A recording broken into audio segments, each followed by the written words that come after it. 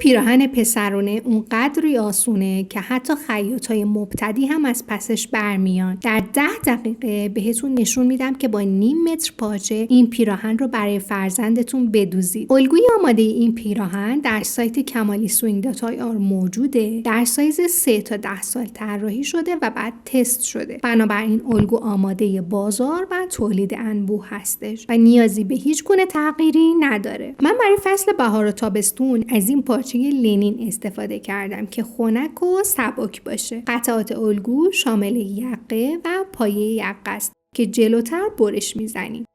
آستین روی دولای باز 2 عدد برش میخوره. قسمت پشت روی دولای بسته 1 عدد و قسمت جلو روی دولای باز 2 عدد برش میزنم.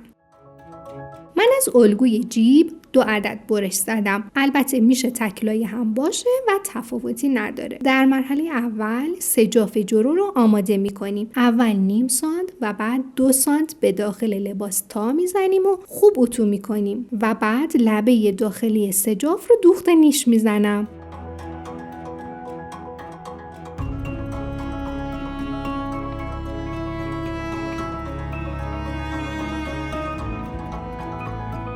قسمت پشت و جلو رو روی هم قرار بدید و سرشونه ها را با 1 سانت زاپاس بدوزید.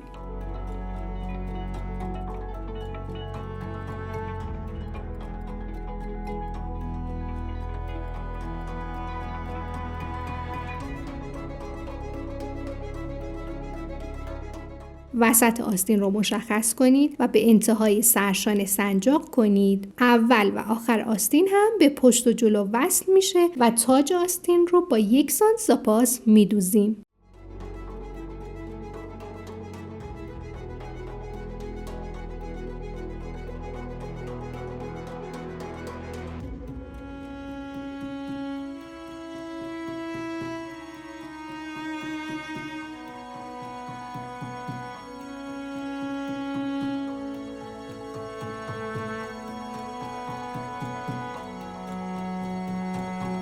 الان پشت و جلو رو روی هم قرار بدید. با سنجاق درز رو محکم کنید و پهلوی لباس و زیر آستین رو یک سره با 1 سانت جای دوخت بدوزید.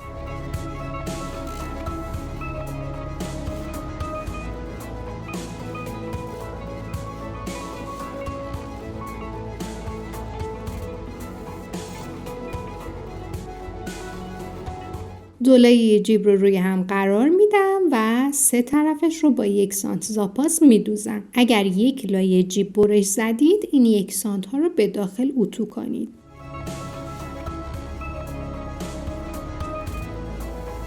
درزها رو سبک میکنم، جیب رو به بیرون برمیگردونم و 1 طرف باقی مونده رو سردوز میکنیم و بعد همین لبه رو 1 سانت به داخل میدم و دوخت میزنم.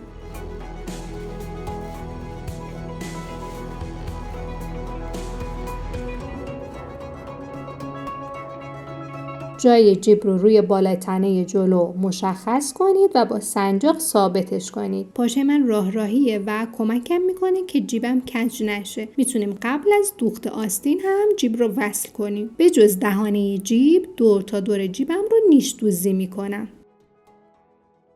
حالا لایی چسب یا لایی حریر رو روی پشت پارچه میندازم و خوب اتو میکنم که بچسبه. الگوهای پایه و برگردان یقه رو اینجوری که توی فیلم نشون میدم روی پارچه کپی کنید.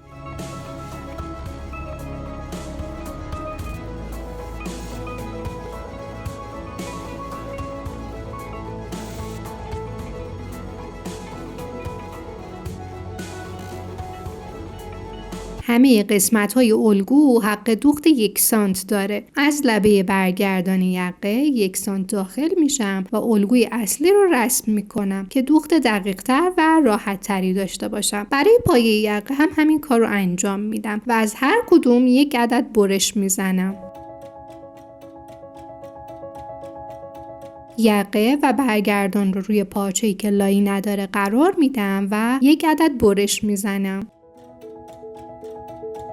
قسمت پایین پایه یقه رو 1 سانت به داخل تا زدم و اتو میکنم. دولایه برگردان یقه رو روی هم قرار میدم و روی خطوطی که کشیده بودم از چپ به راست میدوزم. پایین برگردان دوخته نمیشه و باز میمونه. اضافات جای دوخت رو با قیچی سبک کنید، به بیرون برگردونید و قسمت‌های تیز رو هم با قیچی بیرون بیارید و کامل اتو بزنید. الان همون قسمت قبلی که دوختیم رو از رو نیش دوزی می‌کنیم.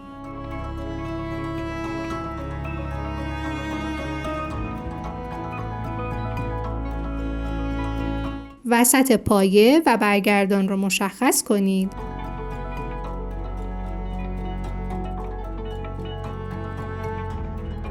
الگوی پایه یقه رو بردارید و حق دوختش رو قیچی کنید. بچه‌ها حواستون باشه که وسط پایه که دولای بسته است حق دوخت نداره و نباید قیچی بشه.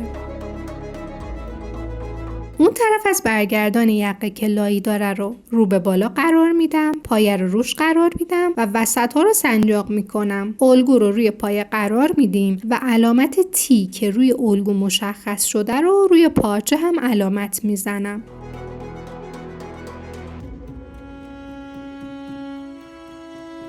هر دو تی رو به چپ و راست برگردان سنجاق میکنم.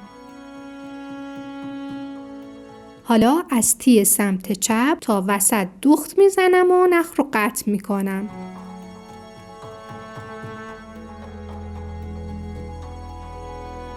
از تی سمت راست هم تا وسط دوخت میشه و نخ رو قطع میکنم.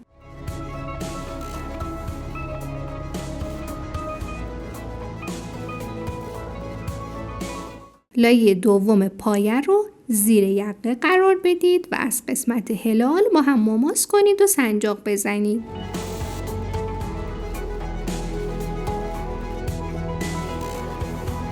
همین قسمت رو با یک سانساپاز دوخت میکنیم.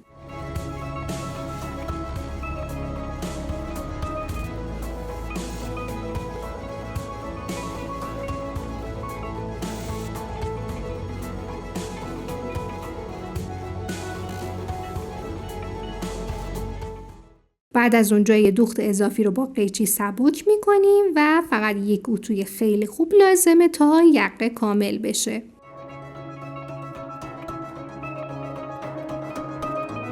یک لایه از پایمون 1 سانت به داخل اتو شده بود. من همین مقدار رو روی پایه زیری هم علامت میزنم که دوخت راحت تری داشته باشم. وسط پایه رو چرت بزنید. وسط یقه پشت هم مشخص کنید و چرت بزنید.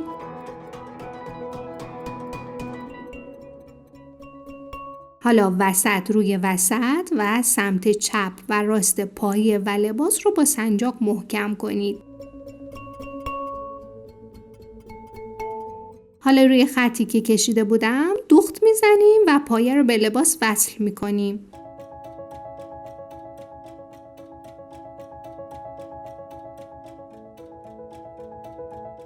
اضافات یقه لباس رو به داخل پایه میفرستم. وسط روی وسط فیکس میشه و این قسمت رو با دوخت نیش متصل میکنم.